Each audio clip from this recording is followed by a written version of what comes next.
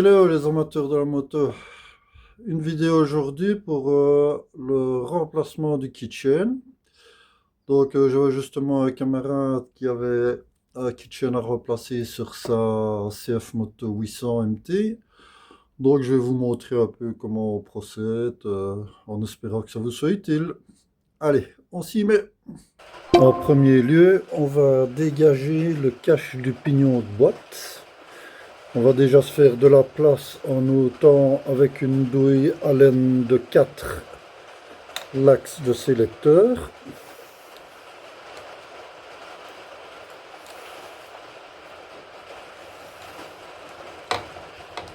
Voilà.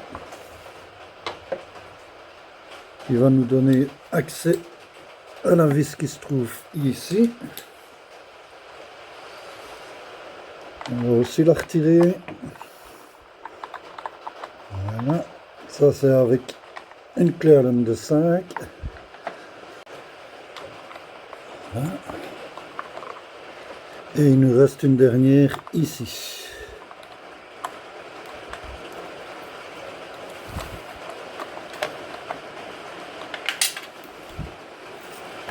Et là, on peut sortir notre cache. Il nous permet d'avoir accès au pignon de sortie de boîte. On voit qu'il y a une goupille pliée qui permet de caler l'écrou. Donc on va rabattre le pan qui est plié ici. La calette de tournevis plat, j'ai légèrement écarté. Et je vais marteler pour bien rabattre la goupille. Voilà.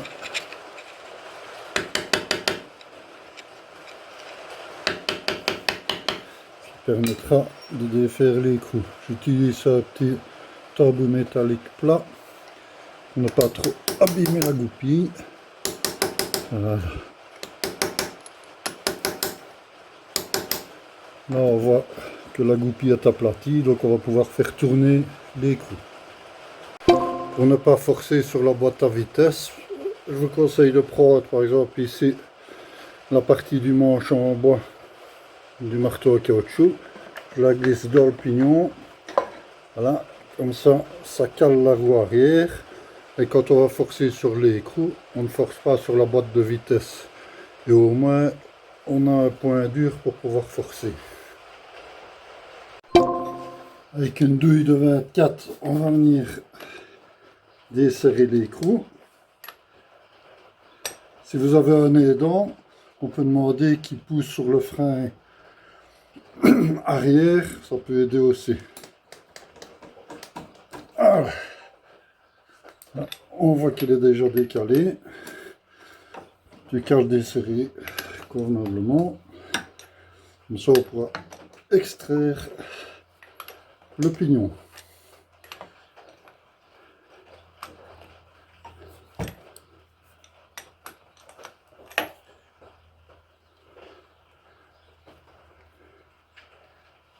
Voilà. Les deux petits tournevis haut sur la goupille. Voilà. C'est une goupille crantée. Hein. Voilà. On voit qu'on peut sortir le pignon en le reculant petit à petit. Hein. Voilà. Il est bien mobile. Je ne vais pas l'enlever tout de suite. On va profiter que la roue est toujours sur la moto. On met toujours une cale comme tantôt, hein, pour déjà décaler les boulons de la colonne. Voilà. J'ai déjà un peu préalablement fait l'opération. Vous faites tout le tour hein, de tous les boulons. Comme ça, ce sera plus facile à défaire une fois que la roue ne sera plus sur la moto. Et toujours utiliser une cale pour éviter de forcer sur la boîte, parce que j'en connais qui mettent la première et qui forcent dessus, mais c'est pas très bon. Même chose, utiliser une cale en bois, matériau tendre, pour ne pas abîmer le bras oscillant. Ok. Voilà. Donc quand on a fait tout le tour, on peut passer à la suite des opérations. De même, tant que la roue est sur la moto, on va en profiter pour dériver la chaîne. On peut soit travailler un peu à la barbare en disquant la chaîne. N'oubliez pas de mettre une plaque de protection derrière si vous utilisez cette méthode-là. Maintenant, je montre une méthode un peu moins barbare avec l'utilisation d'un dérive-chaîne. Donc, on va positionner sur un des maillons, comme ceci.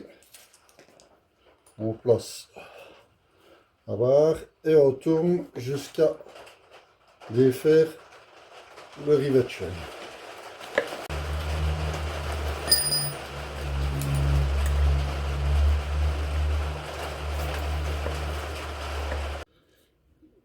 Voilà, je ne sais pas si on verra bien la vidéo, mais on sent un claque, c'est parti.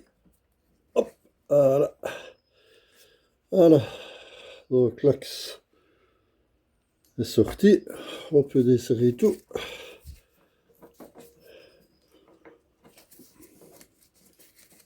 Là, on a un petit coup de clé.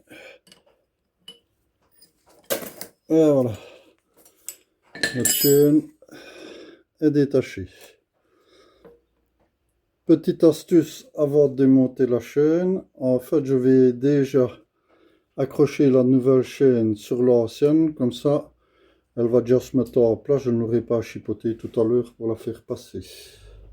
Donc ici on va prendre la nouvelle chaîne, avec les deux pignons, j'ai fait un kit complet, pignon arrière, pignon avant, et notre fameuse chaîne à remplacer. Voilà notre nouvelle chaîne avec la fausse maille. On va l'accrocher à l'ancienne avec un petit colson. Voilà, donc je présente la chaîne. Je l'attache avec un colson.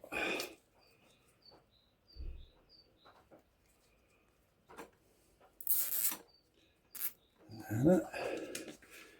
Clap. Comme ça ne gênera pas. Et on n'a plus qu'à faire tourner la roue. Tirer sur le bas de l'ancienne chaîne. Et comme ça, tout se met déjà en place. Voilà, voilà, voilà.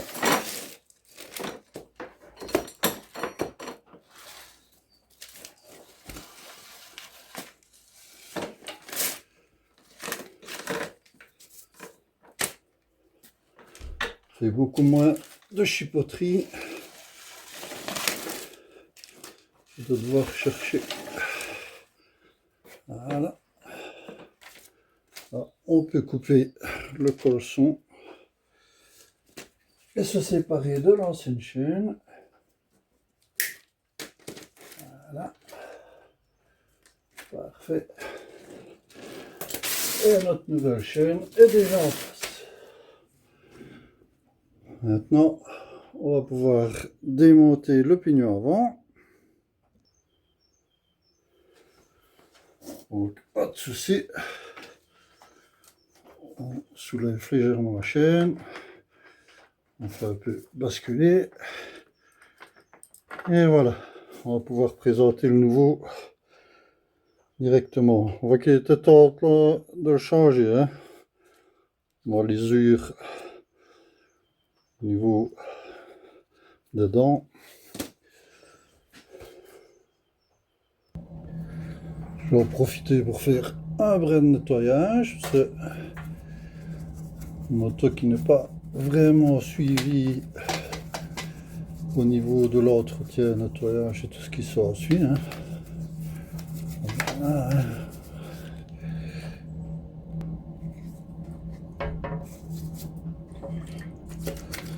Voilà.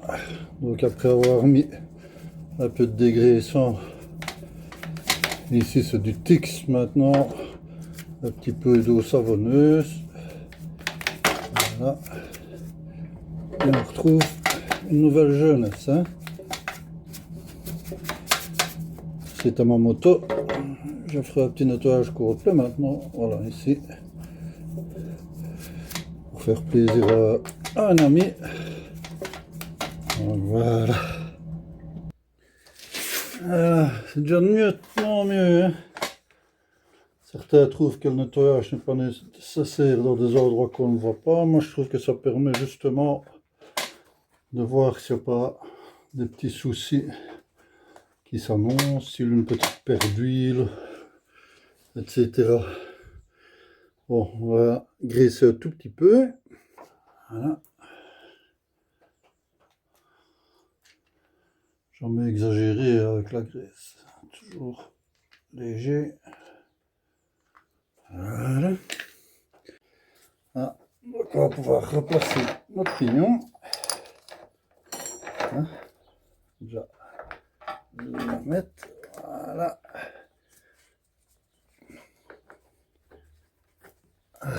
Impeccable. Maintenant, on va libérer l'étendeur qui était bien à fond là.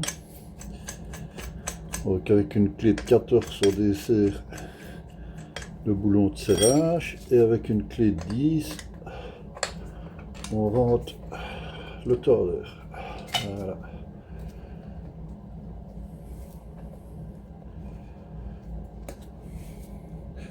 On fait la même chose de l'autre côté. Avec une douille de 32, on va libérer l'écrou de l'axe de roue.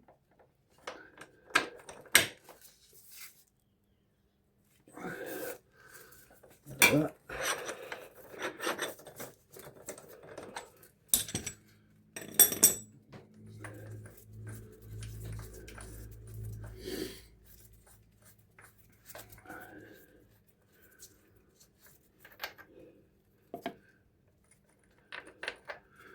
Tordeur.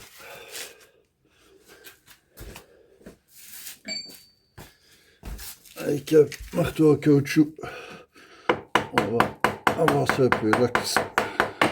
Voilà. Et là, on n'a plus qu'à retirer l'axe. Voilà. Et on a libéré notre trou. Voilà, maintenant, plus qu'à démonter les vis qui maintiennent la couronne. Hein, vous avez déjà pré-desserré. On fait le même tout autour. Voilà. On va avancer un petit peu. Une fois les vis retirées, ben, hop, la couronne vient toute seule. On va en profiter pour un petit peu nettoyer, graisser tous les éléments de la roue. On vérifie s'il n'y a pas de jeu dans le roulement. On voit que ça c'est bon. On va quand même donner un petit coup de nettoyage. Hein.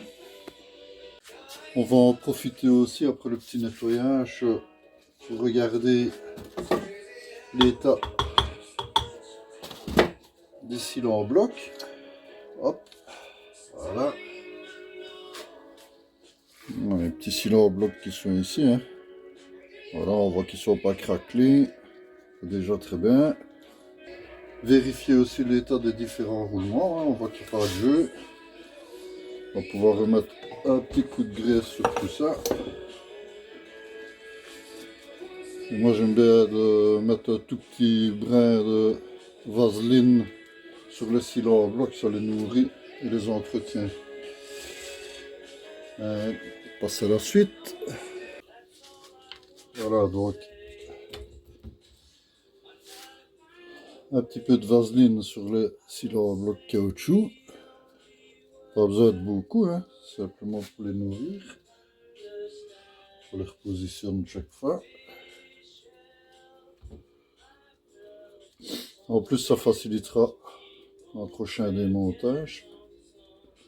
Et ça permet de le vérifier, qu'il ne soit pas craquelé ou tout dur. Voilà. Maintenant qu'ils sont tous remis en place, on peut remettre le porte-couronne. Voilà, on l'enfonce bien, qu'ils soient bien en place. Parfait. Nouveau petit coup de bloc.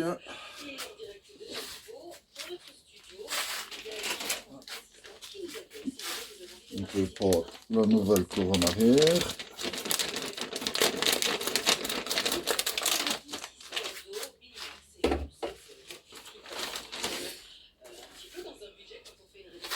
Alors, sans de couronne, c'est facile. On retient qu'il y a toujours les marquages qui doivent être visibles côté extérieur moto. Donc voilà. Je crois que chez Kawa, il est même mis, il a même gravé un petit soleil, mis haute, pour savoir qu'on est dans le bon sens. Alors, on va pouvoir remettre les différentes vis et écrous. Pour leur montage des écrous, ne pas oublier de mettre un peu de frein filet sur les vis. On fait prendre l'écrou toujours à la main pour ne pas abîmer le filet. C'est important ça. Alors ici, je vais juste amorcer le serrage à la fourreuse pour gagner du temps.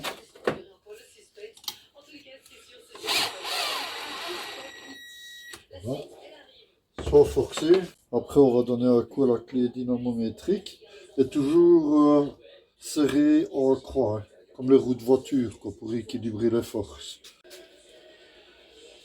Donc, serrage préconisé par le constructeur, c'est 20 Nm. Donc, on va faire un serrage complet en croix. Ici. Voilà. On tourne bien. Ok, on y est déjà. On entend le petit déclic hein, quand le serrage est bien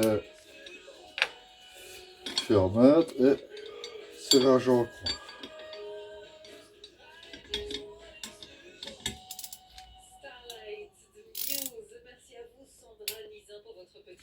Ah.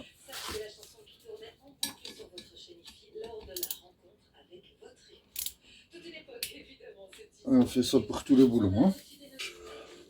Au niveau du montage de la couronne arrière, ben, on est bon. J'avais mis tremper les boulons et écrous dans un peu d'essence pour les nettoyer. Hein. On va en profiter. Comme on a la roue en main, ben, c'est l'occasion de vérifier aussi si tout va bien au niveau de l'autre côté, au niveau disque. Hein. Donc on va mesurer l'épaisseur pour voir où il en est au niveau de l'usure. Sur le disque, il est toujours indiqué le niveau minimum d'épaisseur. Donc il est mis 4 mm, ici minimum 4 mm. Donc on va tester et en même temps on va un petit peu le dégraisser. C'est l'occasion.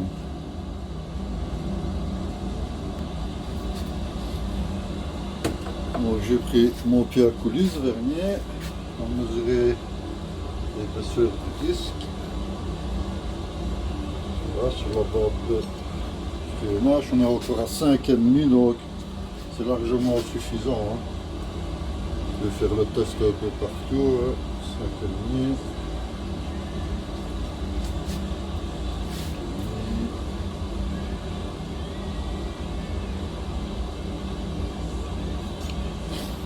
Parfait. Maintenant, on va prendre un petit peu de dégraissant.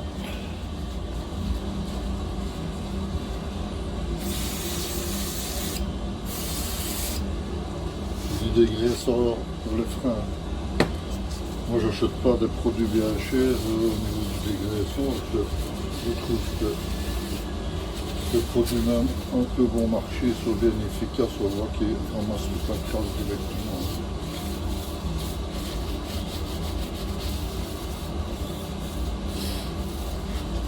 On va faire de même ici le petit contrôle au niveau des roulements et on va remettre un petit peu de graisse sur tout ça parce que c'est bien assez. Pas une bonne chose ça. Donc petit graissage. Voilà. Léger. Et on va pouvoir remonter notre roue. on va remonter la roue arrière. On en profite pour faire une petite vérification des plaquettes là. On va même en profiter pour les écarter un petit peu. Ce sera plus facile pour glisser la roue. On voit qu'elles sont encore bonnes.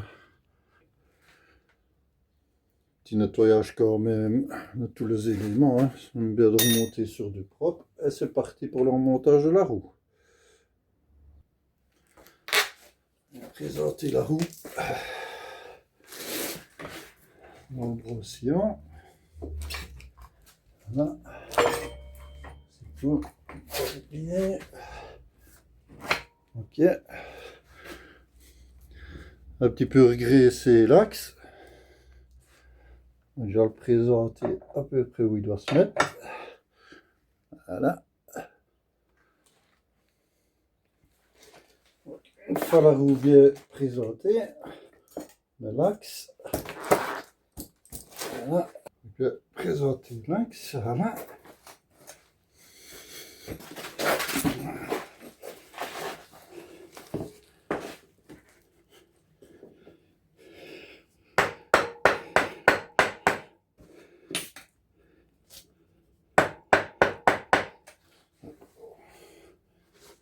On va appuyer pour pousser l'axe. Voilà. Il est pratiquement bien en place. C'est parfait. De l'autre côté, on va remettre le tordeur. Voilà. Ça place aussi. Déjà, remettre à la main l'écrou. Parfait. Maintenant, on va faire le montage de la chaîne. On va repositionner la chaîne sur le pignon. Voilà. On tire un peu. Ok. On va relancer la roue.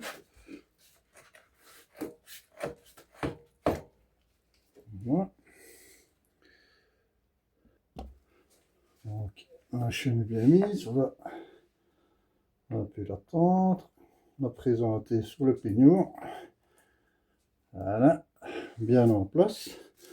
Maintenant, on prend la fausse maille qui a été livrée avec le kit pignon chaîne. Voilà. Donc, il y a 4 petits joints toriques. Un petit peu de graisse qu'il ne faut pas oublier de mettre. La fausse maille. On va pouvoir sertir après.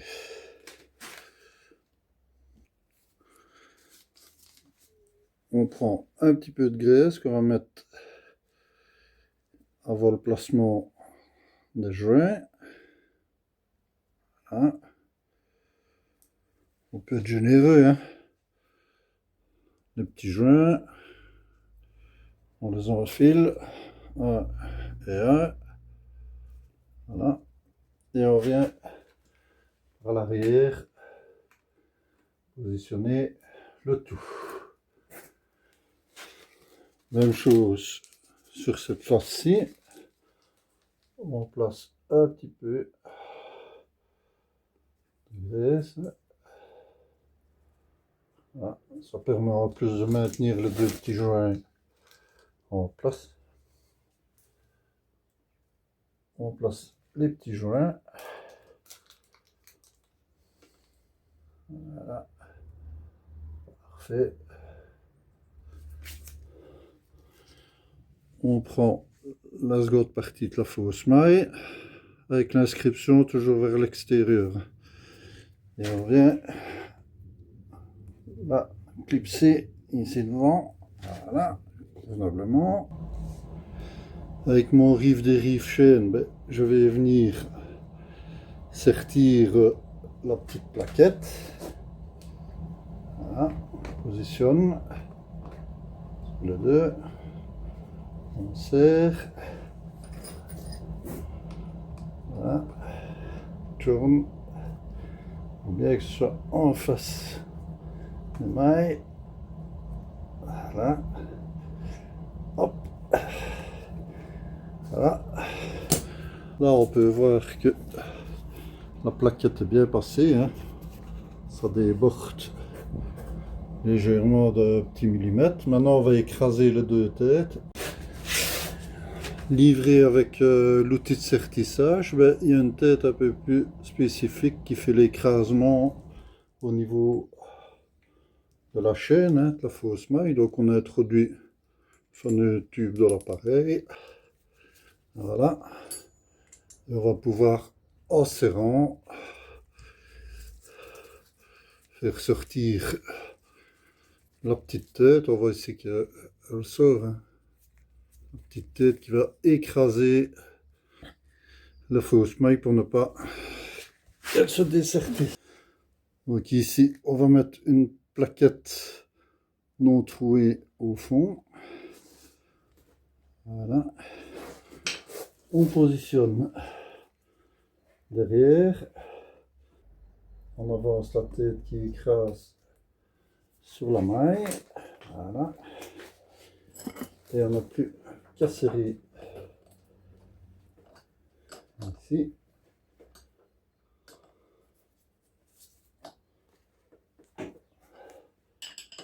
Voilà. Et quand on retire, on voit que la maille s'est écrasée. Donc elle ne sera plus jamais sortir. On va faire la même chose sur la deuxième.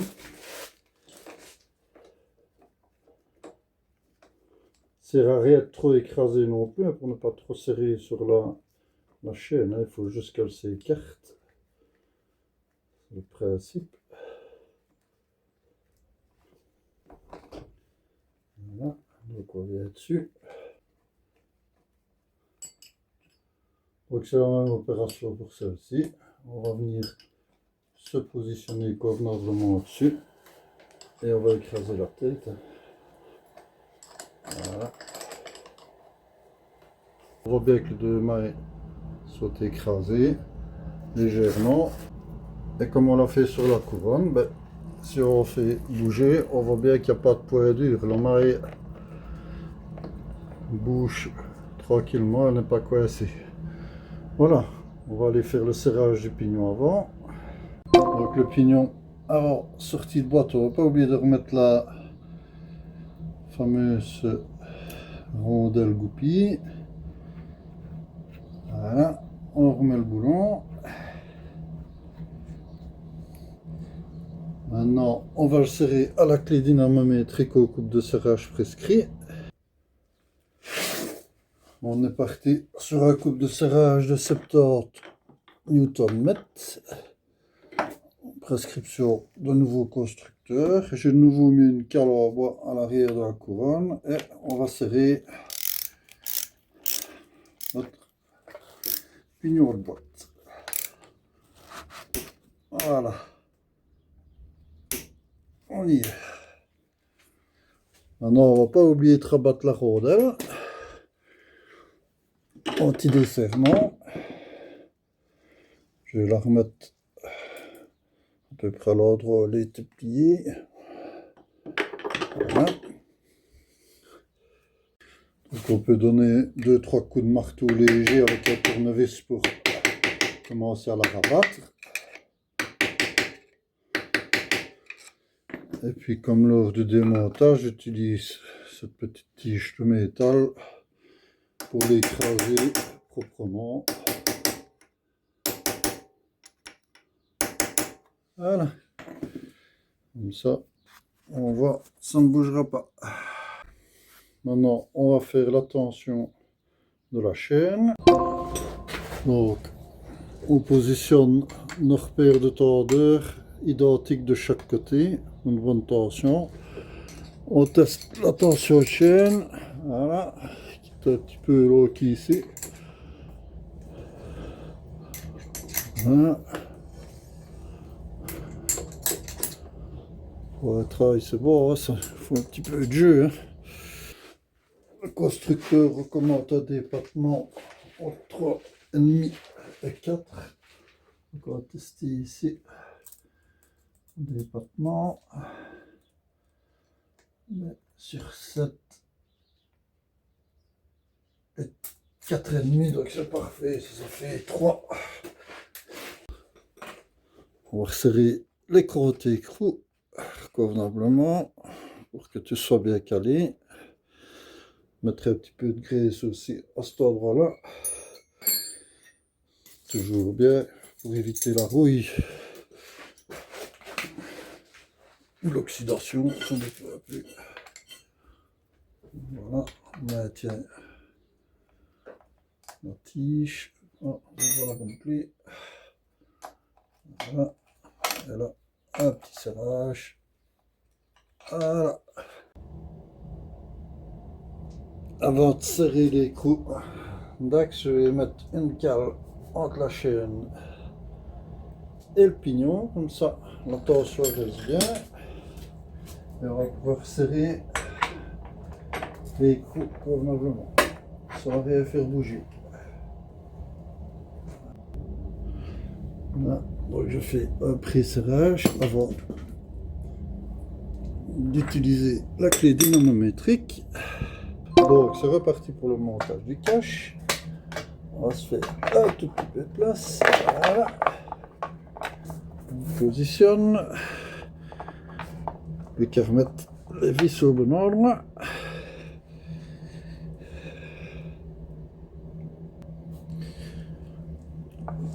Voilà, bien positionné. C'était une petite là au-dessus. Je me trompe de vis. Voilà.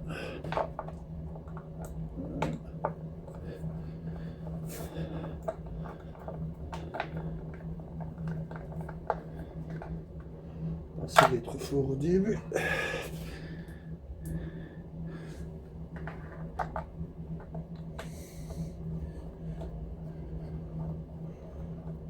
Voilà.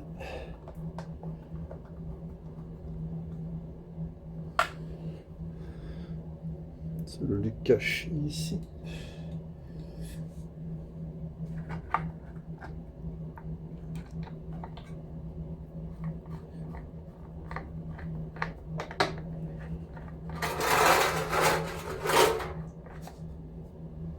Voilà. On va mettre les deux dernières.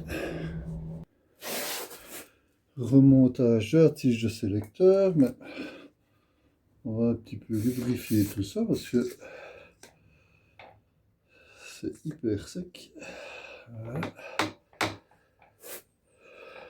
Voilà. La boule ne fonctionne même plus bien. On va bien la dégripper. Hein.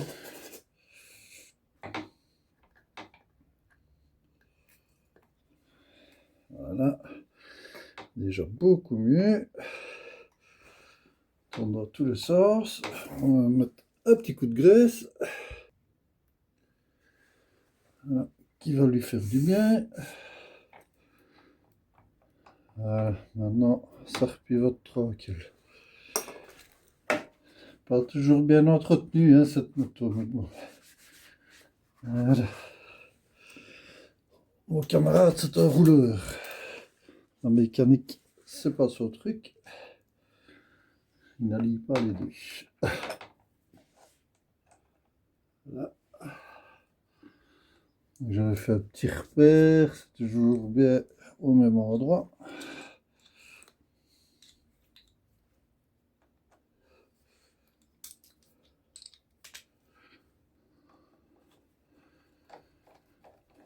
Voilà. Ouais, tout passe bien.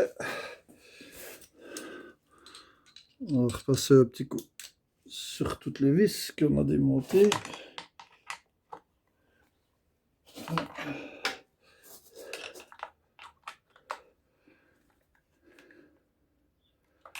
Voilà.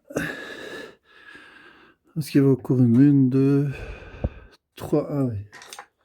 Là. Là. Et il y avait la petite dernière ici, derrière. Ouais. Voilà. Tout est en forme. Eh ben on a fini. Hein. On peut prendre la route. Voilà, j'espère que la vidéo va vous servir. Si vous avez aimé, ben likez. Je suis toujours preneur des commentaires, hein, c'est une petite astuce ou l'autre. J'ai oublié de dire dans la vidéo, si vous avez écarté les plaquettes de frein arrière pour remettre plus facilement le pneu, n'oubliez pas de pomper deux, trois fois sur la pédale avant de partir, hein, parce qu'autrement, on n'aurait pas de frein les deux, trois premiers à-coups de freinage. Ça va?